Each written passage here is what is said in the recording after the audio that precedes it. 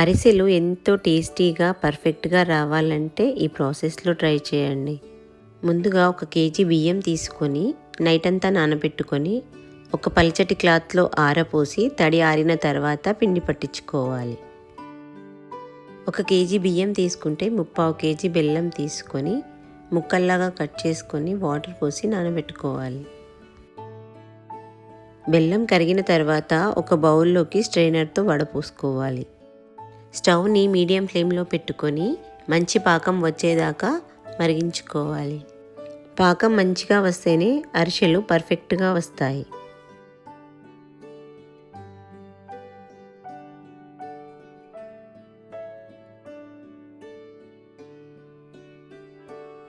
పాకం మంచిగా వచ్చిందో లేదో తెలుసుకోవడానికి ఒక బౌల్లో కొన్ని నీళ్లు తీసుకొని దాంట్లో ఈ పాకం ఒక డ్రాప్ వేసి చెక్ చేసుకోవాలి. వాటర్లో వేయగానే ఇది గట్టిగా అయి ఇలా టక్కుమని సౌండ్ వస్తే పాకం మంచిగా వచ్చినట్టు. పాకం పర్ఫెక్ట్గా వచ్చిన తర్వాత పిండిని కొద్ది కొద్దిగా వేస్తూ మంచిగా కలుపుకోవాలి. మొత్తం పిండిని వేసి కలిపేసుకోవాలి. ఇది పిండి వేసినప్పుడు కొద్దిగా గట్టి పడుతుంది, కలపడం కొంచెం కష్టంగా ఉంటుంది, కానీ జాగ్రత్తగా కలుపుకోవాలి.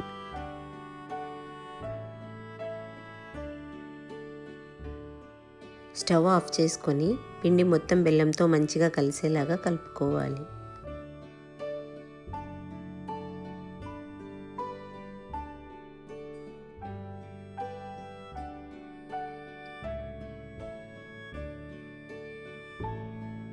దీంట్లో 1 టేబుల్ స్పూన్ నెయ్యి వేసి మంచిగా కలుపుకోవాలి. నెయ్యి వేయడం వల్ల అరిసెలు చాలా సాఫ్ట్గా టేస్టీగా ఉంటాయి.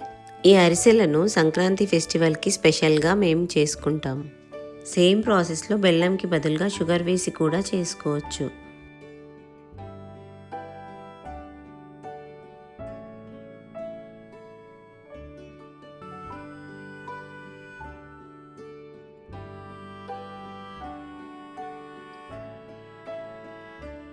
ఇలా ప్రిపేర్ చేసుకున్న పిండిని 10 నుంచి 15 రోజుల వరకు స్టోర్ చేసుకోవచ్చు. ఇది అస్సలేమీ పాడవదు.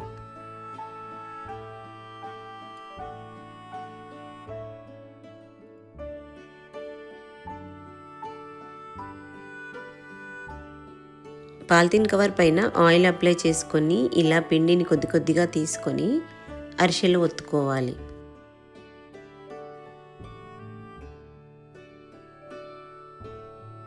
ఇలా ప్రిపేర్ చేసుకున్న అరిసెలను వేడి నూనెలో వేసి ఒక్కొక్కటిగా వేయించుకోవాలి.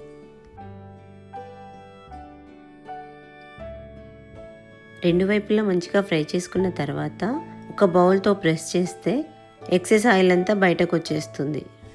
ఈ విధంగా అన్ని అరిసెలను ప్రిపేర్ చేసుకోవాలి.